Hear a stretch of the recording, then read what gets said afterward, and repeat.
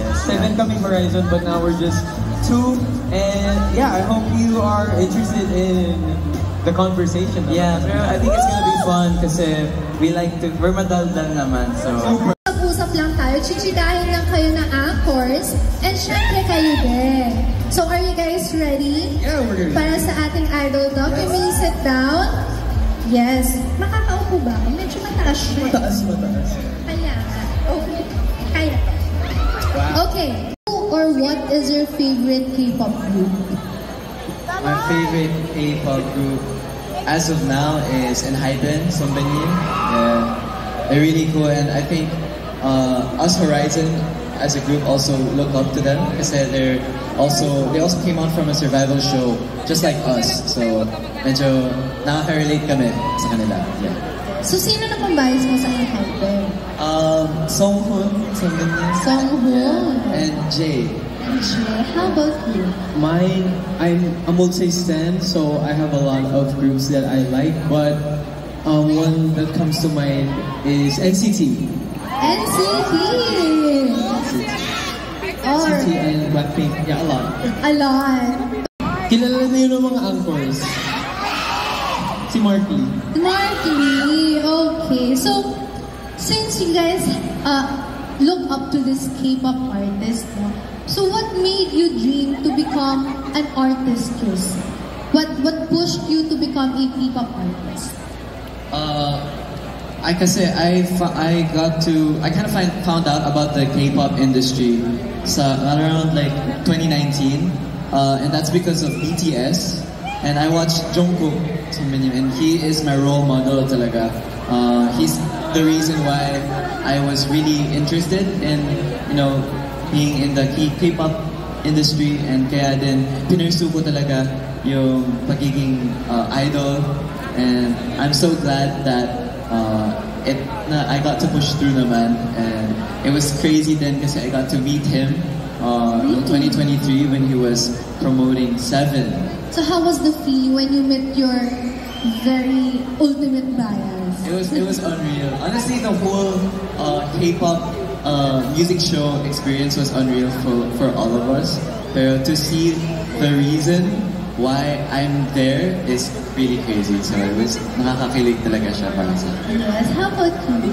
For me, it almost came naturally because nung high school ako, marami akong friends na mahilig sa K-pop. And at that time, I wasn't very interested pa sa K-pop around mga 2016 until I saw Blackpink, they released their debut, and that's when I really got into the whole aspect of K-pop, because before then I was already interested in performing, like I was dancing in schools and participating in dance clubs, but then I saw how K-pop performers are they really can do it all. Like, they can dance, they sing, and they also have so much stage presence that they can inspire. Because back then, of course, I know a lot of the fans here relate. Kasi most of us here, we haven't seen them personally unless magka-concert sila sa Philippines or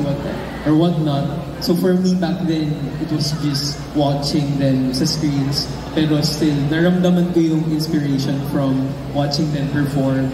And yeah, that's how I got into the whole K-pop performing game. Okay, so from that, di ba dati tinitingnan nyo lang sila, na-inspire lang kayo sa kanila. Now you guys have debuted, are already idols. So, how was the experience of training? Baka pwede nyo kaming bigyan ng konting glimpse or mga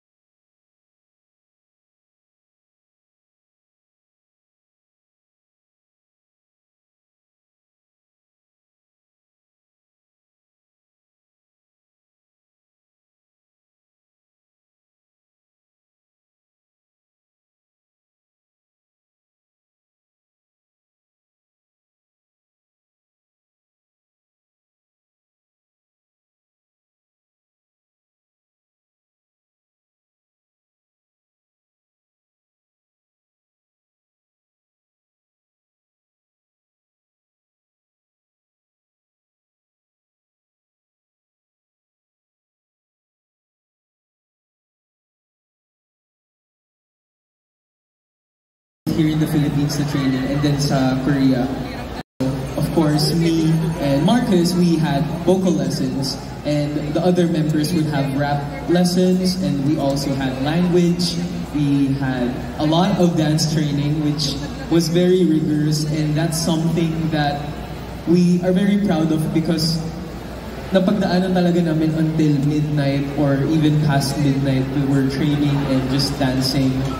Kahit galing kami sa event, kahit galing kami sa music show sa Korea, after that we'll still be practicing, we'll still be doing our routine of perfecting yung mga performances natin. Yeah, I think it really shows na a lot happens behind the scenes, and a lot happens behind our anchors' eyes, and that's why we're very happy every time we get to perform, kasi that's kind of our moment to really make the most of the practices that we got, and it really makes it worth it then. Yeah, it's true, because I think idols they cook in the practice room, and then they serve the full dish on stage.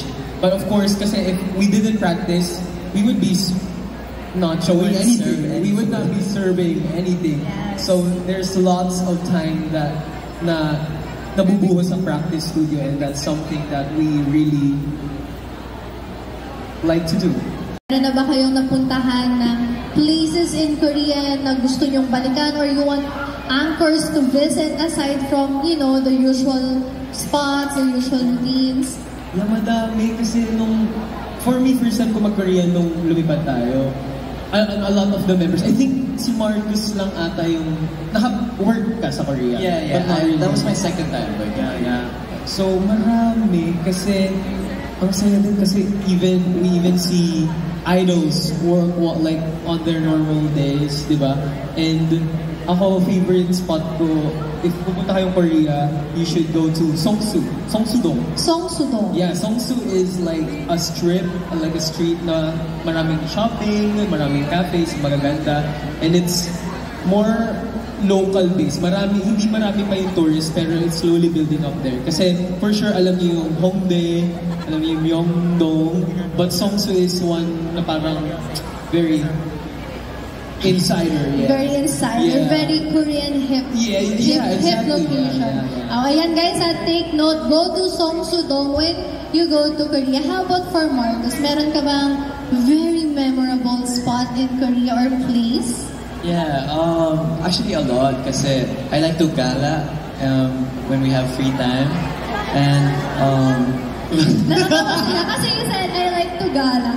Kayo naman guys, nagtingin nila si Marcus. Sige.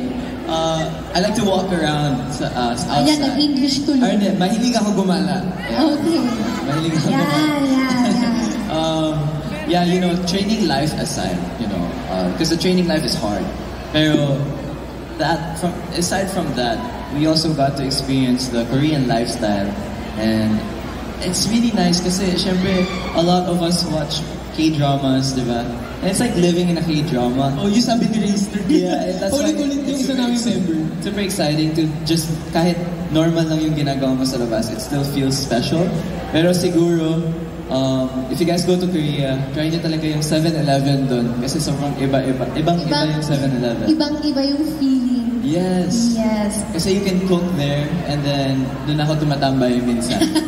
Okay, but isingit ko lang kasi you guys been living in Korea, right? So meron ba kayong natutunan na Korean phrase or Korean word na parang wow, ang ganda nito and gusto ko tong sabihin sa anchors? Meron ba? Pag kailangan nyo ng resibo, 영수증 주세요. Yongsujung? Juseyo. Ayan guys, kailangan nyo manghingi daw ng resibo sa Oo, kasi di ba Korea. tax free kayo, di ba? So dapat 영수증 주세요 para malaki yung tax free nyo. Yun ang words of wisdom ni DG, si Marcos. Favorite kong sabihin talaga pag nagko-Korean is 솔직히 말하면. 솔직히 말하면, which means? To be honest. To be honest, so very honest type ka. So, lagi ko siyang ginagamit every time na may kausap ako. 솔직히 말하면. 솔직히 말하면. Okay, so aside from no group, how was like, perform in front of Korean staff and audiences? Super laking pressure sa amin. Kasi, of course, excited kami na makalabas sa mga stages, sa Countdown, Music Bank, all the shows that our idols have gone up to and performed. Super laking pressure sa amin kasi kami yung magiging first na all-Filipino group. Like, per comeback namin mga up till 1 month. Yeah, we're like just rotating shows and everything. And ayun, super laking pressure but a lot of pride in doing that kasi parang napapakita namin to all the young Filipinos that they can have someone to look up to na kind of looks like them and like relates to them in a different level. Yes. We have the honor of setting history, kumbaga, and it's really, really nice kasi that's kind of Horizon's motivation. We want to keep setting milestones for the Philippine industry, and we want to represent Philippines talaga. So the fact that we got to promote in every single music show, which is hard to promote in every single music show.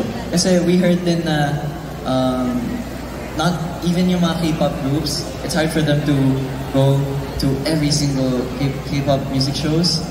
Pero it's so nice that we got to perform everywhere, and it really is such a dream come true for all of us. And when we were in Dreammaker, when we were in the survival show, we had goals.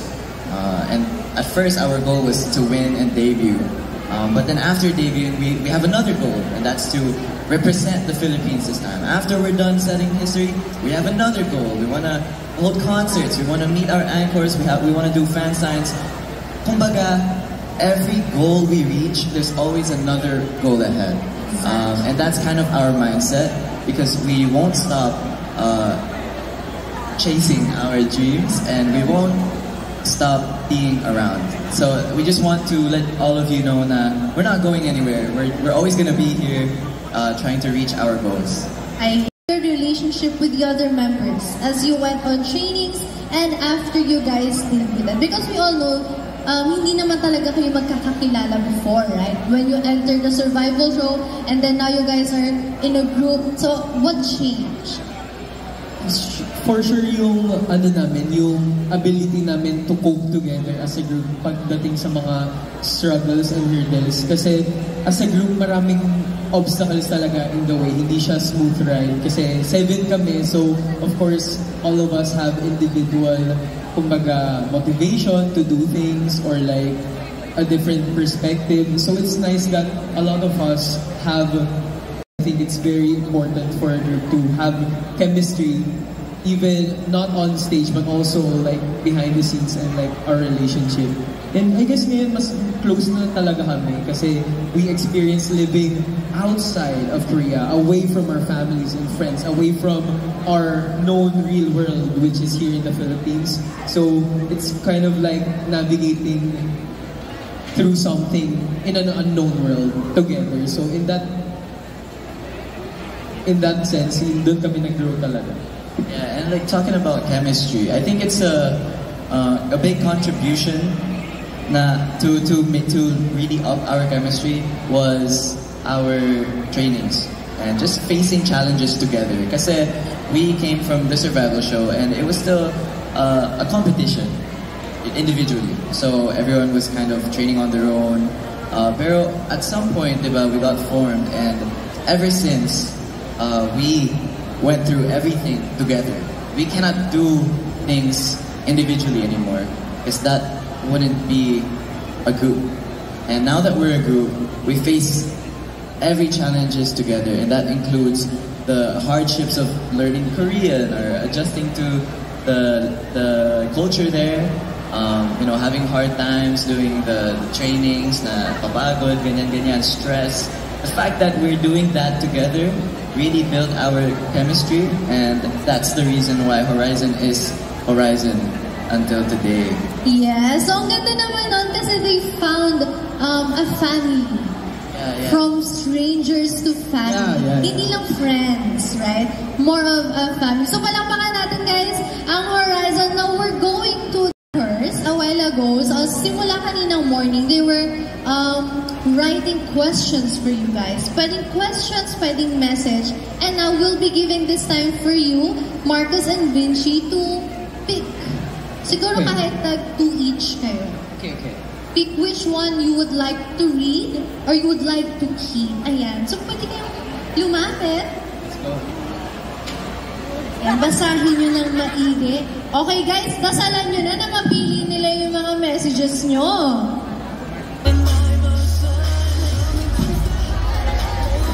Sabihin mo pag-stop. Stop! Okay. So, pwede mo siyang basahin. This is from Yenne. Vinci and Marcus always keep fighting. Anchors love you. Ayan. Love you too.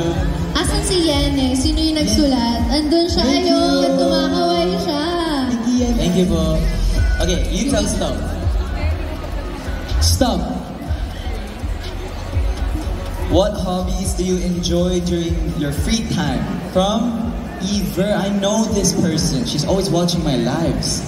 Oh, wow. You remember the names of the lives. Okay. Hobbies do you enjoy during free time? I like to play the piano recently. I've been trying to just play around and syempre, video games. Yeah, I love video games. I'm a gamer. When it comes to K-pop, I like watching new releases, so I'm just updated on what's popping. True. He's always, you're always hitting me up with the new releases. Yeah, trying to update everyone. Okay, thank you. Thank you, Eber. Next. Okay, I'll tell Two stop. more. Okay, go. Wait. Oh, Yeah, okay. I'll tell stop. Stop. Okay. From Chell. Okay. Ayun, sumigaw siya. Nasaan si Chel? Hello, po. I think you should read it. Oh, okay. Hi, Chien Supreme. Do you have a new song coming up for Horizon? I actually written something kasabay ng Cole, and that's something Ooh. that is not released, but I don't even know if it's gonna see the light of day. Yeah, but I have something backed up. We couldn't even record that one. But we're gonna wait. Thank you so much. Okay, yeah, but there will be something, so just wait. I'm also trying to prepare something for the anniversary. Yeah. Because it's almost our Ooh. debut anniversary again. Second debut. Second year. Wow. So yeah. Teaser na. And of course, for our last post-it, Tell stop. Stop. For Marcus, ano po masarap na ulam mo? I mean, your life. Cute ng handwriting niya. Maganda. sino nagsulat? Kuya Chris. Kuya Kuya Chris. Chris. Shout out to Kuya Chris. Ang ganda Parehas kami ng handwriting pababa. Pababa? May landslide. Paganon. Pababa. My favorite food is cheese tonkatsu. Yeah. Cheese tonkatsu. Yun ba ang recommendation mo for their lunch today? Yeah. And when you go to Korea, go to this place called Just Katsu. Sobrang sarap ng cheese tonkatsu nila. What about you? Okay. What's your favorite? Okay, we can try Korea. Favorite namin Horizon is Mom's Touch. Mom's touch. It's chicken sandwich place. Chicken sandwich. Ayan guys, marami na kayo nakukuha tips sa kanila when you go to Korea. One last. Yes. One last for the both of you. Okay, for the both of us. As a member of a global pop group, how do you handle stress? Dito tayo sa harap. This For is a for very ending. deep question. Wow. It's meant to be chosen. Yeah, honestly, mental health is something that we prioritize as a group. Kasi marami na tayong beses, di ba, na we felt burnout. I mean, personally, for me. How about you? Yeah, and I think it's normal din naman. Yeah, it's normal kasi Bound to happen. kumbaga our lives are always, our careers as idols never really stop kasi it's always another day to practice for the next performance, for the next appearance, because there are always our anchors here who are always showing support and love for us. So it's just right that we also pour in the same effort as them or even more. And I think it's just like, give and take. And yeah, we love doing what we do and we're going to continue doing it. Yeah, and that applies to everyone, not just for idols and this industry, for everyone, kahit students, mga workers, you guys, everyone has their own stress. Everyone, K-pop fans din, di ba? Mga Yeah. K-pop fans yan. yes, mahirap kaya mag-vote, gagawa ka ng Oo, vote. ang hirap kaya mag-stream ng mga music Hirap video. kaya bumili ng Blackpink tickets. Pero, yeah, like, everyone will go through stress at some point, and at some point you will feel burnt out. And I want you guys to know that it's really normal. And for me, what I do is I just listen to music. It's kind of my way of healing.